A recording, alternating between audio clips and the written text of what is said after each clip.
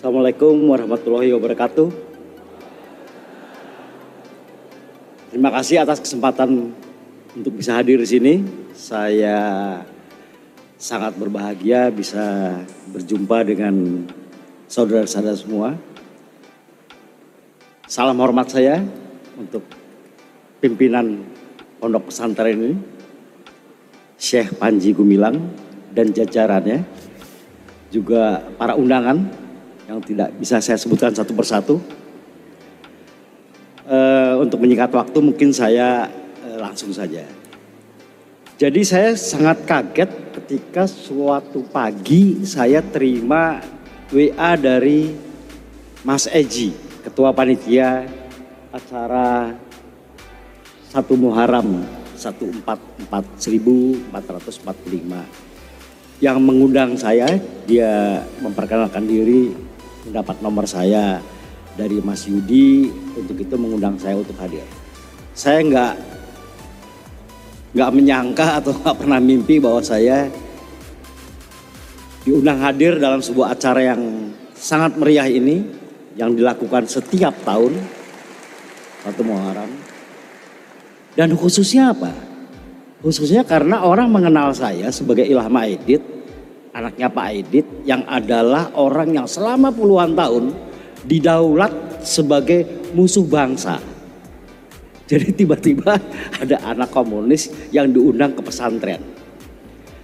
Tetapi itu di situ saya melihat kebesaran hati, terbukanya wawasan pikiran seorang Syekh Panji Gumilang. Itu disampaikan oleh Mas Eji. Buat kami nggak ada bedanya. Buat kami kiri, kanan, tengah itu pernah sama-sama membangun bangsa ini. Ya, kita tentu ingat ya waktu Laksamana Maeda memberikan tempatnya di Jakarta agar ketika itu di bulan Juni tahun 1945 Laksamana Maeda mengatakan bahwa Soekarno dan kawan-kawan, kalian harus membuat dan menyepakati dasar negara karena sebentar lagi kalian merdeka. Saya ringkaskan cerita saja ketika sidang BPU PKI ketika itu. Memang kemudian ada polemik mengenai Jakarta Charter, mengenai Piagam Jakarta. Dan itu sangat dicemaskan oleh Soekarno ketika itu. Ketika dia merasa bahwa kawan-kawan dari Islam tentu tidak akan semudah itu menerima sila pertama ketuhanan Yang Maha Esa. Mereka masih berpegang pada 7 kata. Dan dalam buku sejarah, dalam banyak media disebutkan ketika itu menjadi hal yang sangat serius ketika itu, karena diduga itu akan membuat stuck, macet pembicaraan tentang itu.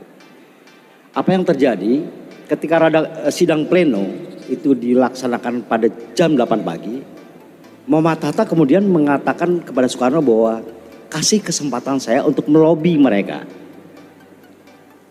Para tokoh-tokoh Islam, ada 9 orang kalau nggak salah. Oke, kata Soekarno, kemudian Bung Hatta masuk ke dalam ruangan. Dan saat itu Soekarno merasa bahwa ini juga pembicaraan lobby ini akan berjam-jam sebelum dilaksananya sidang pleno. Apa yang terjadi? Hanya dalam 22 menit kemudian Muhammad Hatta keluar bersama rombongan dan melaporkan bahwa kami sudah mendapatkan kesepakatan tentang sila pertama Indonesia, ketuhanan Yang Maha Esa. Apa yang saya ingin katakan adalah ada begitu banyak pendiri bangsa. Saya tidak menggunakan istilah bapak bangsa atau founding fathers karena di mana letak ibu-ibunya kalau disebutkan founding fathers. Jadi para pendiri bangsa itu memang menyadari betul bahwa bila negara ingin berdiri, bila negara ingin maju, maka kita harus bersatu. Maka kita harus saling mengalah, penuh toleransi untuk mendapatkan sebuah kesepakatan untuk berjalan bersama. Oleh sebab itu, kalau mengacu pada tema yang ada sekarang, toleransi dan perdamaian untuk persatuan menuju Indonesia kembali bangkit, seperti itu yang kita tema yang sekarang aja. Memang ada persyaratan-persyaratan dalam sebuah bangsa yang ingin maju. Itu jelas mereka harus bersatu. Untuk mendapatkan persatuan itu tentu harus ada perdamaian. Tentu harus ada toleransi. Jadi ada sebuah kalimat yang sederhana yang saya pernah baca, ditulis oleh seorang Perancis tapi saya lupa namanya, tapi kira-kira artinya begini. Dalam kehidupan berbangsa dan bernegara itu selayaknya seperti sekelompok orang yang mendayung perahu bersama-sama untuk menuju tujuan bersama-sama di tengah samudra. Mereka bisa bekerja sama dengan mendayung bersama-sama menuju tujuan bersama, atau justru sebaliknya, mereka bisa saling hantam dengan dayung, kemudian mereka tenggelam bersama-sama ke dasar samudra. Kalimat itu sederhana, tetapi sebetulnya ada kata-kata yang ingin selalu ditekankan pada kalimat tersebut tentang bernegara, tentang berkebangsaan, adalah persatuan. Oleh sebab itu tema kali ini bahwa toleransi, perdamaian, persatuan untuk menuju Indonesia yang bangkit kembali dan sebagainya itu adalah tema-tema yang menurut saya tema yang tepat. Saya masih ingat tahun 2009 kalau salah, 29. Suatu hari saya membuat film tentang kebangsaan dan bernegara dan berbangsa. Saya mewawancari banyak pihak, tapi dengan teknologi yang sangat sederhana ya, dengan hanya handycam, dengan beberapa anak sineas begitu. Salah satu yang saya rekam bicara dan wawasannya adalah Pramudia Anantatur. Gus Dur juga saya wawancara. Ada banyak, mungkin ada belasan tokoh-tokoh nasional ketika itu saya wawancara. Hanya untuk koleksi pribadi saya saja. Saya masih ingat ketika itu saya wawancara Pramudia Anantatur di rumahnya di Bojong di daerah Bogor. Itu dia mengatakan bahwa peristiwa Sumpah Pemuda di tahun 1928 itu adalah peristiwa yang kelihatannya sederhana, tetapi gaungnya, dampaknya itu sampai sekarang. Jadi ketika itu terjadi Sumpah Pemuda.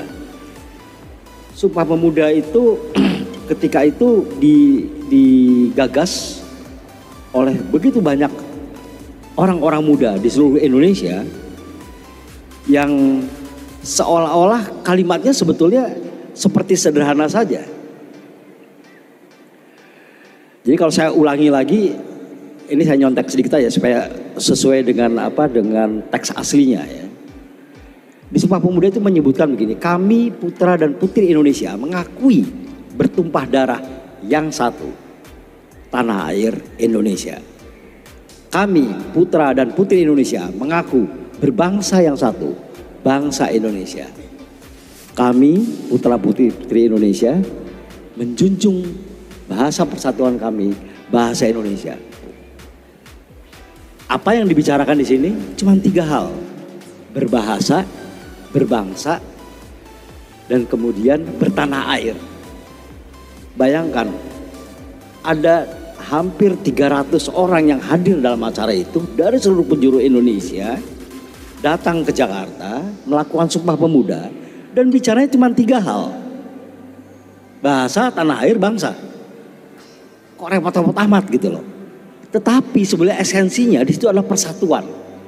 Kita bersatu untuk mempunyai tanah air yang sama. Kita bersatu untuk menggunakan bahasa yang sama. Nah, ketika saya bicara dengan Pramudia, saya diskusi sedikit, dia mengatakan bahwa bangsa itu perlu untuk menghentakkan dirinya sekali lagi tentang apa yang pernah mereka sepakati. Jadi kalau 1928 kemudian berdampak pada 1945 kemerdekaan kita, itu setiap negara itu perlu kemudian menghentakkan sekali lagi tentang apa yang pernah mereka katakan, tentang apa yang pernah mereka sepakati, untuk kemudian menyepakati kembali. Nah, kaitannya dengan saya mempunyai impresi terhadap pondok pesantren ini, awalnya saya pikir ini pondok yang penuh dengan orang yang bersarung. Karena ini adalah pondok pesantren. Selama itu saya selalu mikir begitu. Saya pernah diundang ke Tebu Ireng juga, ke Gontor juga. Tetapi saya ingin katakan bahwa di sini saya agak terkejut. Saya terkejut dengan suasana, dengan cara bicara, dengan bahkan busana kawan-kawan sekalian yang betul-betul moderat, betul-betul terbuka dan tidak mencerminkan sebuah komunitas yang puritan. Itu saya sendiri pikir kemudian apa masalahnya yang selama ini dipermasalahan orang. Gak ada sesuatu yang mereka tidak menyembunyikan sesuatu, mereka tidak, ya begitulah. Tapi saya tidak akan melanjutkan karena itu oke. Saya sendiri, ini soal toleransi, saya sendiri adalah anak yang dididik selama 11 tahun dengan cara yang sangat Katolik. Saya masih ingat, selama 11 tahun masa kecil saya itu, saya tidak pernah tidak ke gereja pada hari Minggu mengikuti misa. Tetapi di usia saya yang 17-18 tahun, kemudian saya diangkat anak oleh seorang datuk Tumangguang Gadang, orang Padang yang sangat Islami, tapi juga sangat moderat. Kemudian saya dididik saya masuk pesantren di Jakarta di bawah pimpinan Yunan Helmi Nasution. Maka sejak itu saya memilih agama Islam. Tapi adik kembar saya, ini cerita sedikit. Ketika suatu hari orang tua angkat saya mengatakan, kamu harus menentukan pilihan agama kamu. Saya kembar dengan adik saya masih ingat hari Minggu kita akan ditanyakan, kamu agamanya apa, kamu agamanya apa. Lalu kita sadar bahwa malam itu kita harus minta petunjuk. Maka malam itu saya mengajak adik kembar saya untuk meminta petunjuk. Ketika meminta petunjuk, dari gerakannya saja sudah terlihat.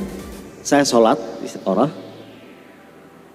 adik kembar saya itu mengepalkan ini dan berlutut di tempat tidur. Saat itu saya tahu bahwa dia memilih tetap menjadi Katolik dan saya tetap memilih menjadi Islam. Nah, itu juga menurut saya saat itu saya mulai mengenal toleransi dan perbedaan yang nyata. Adik kembar saya saja memilih jalan yang berbeda. Dalam perjalanan kami justru ketika kita punya begitu banyak ragam referensi dalam hidup kita, seperti tadi disebutkan juga oleh Mbak Koni, akhirnya menjadi orang yang tidak hidup hanya sebatas daun kelor kalau bahasa Mbak Koni. Jadi saya pikir juga banyak kekeliruan terjadi karena orang hanya berpikir pada satu koridor saja. Tapi ketika saya hadir di sini, saya bicara dengan banyak kawan-kawan atau orang tua murid di malam hari. Mereka orang-orang yang terbuka, mereka orang-orang yang berpikir maju. Saya betul-betul geleng-geleng kepala, terus terang saya merasa saya berada di tempat yang benar. Mungkin saya ingin mengulangi sedikit ya tentang bagaimana kehidupan berbangsa dan bernegara itu memang sangat membutuhkan sikap toleran. Kemudian dorongan yang kuat untuk selalu berdamai dan bicara baik-baik. Sehingga kita tetap bersatu dan kemudian itu lebih mudah melangkah untuk Indonesia yang lebih baik ke depan. Saya kira sekian, terima kasih. Maaf bila ada yang kurang dan salah bicara. Waalaikumsalam warahmatullahi wabarakatuh.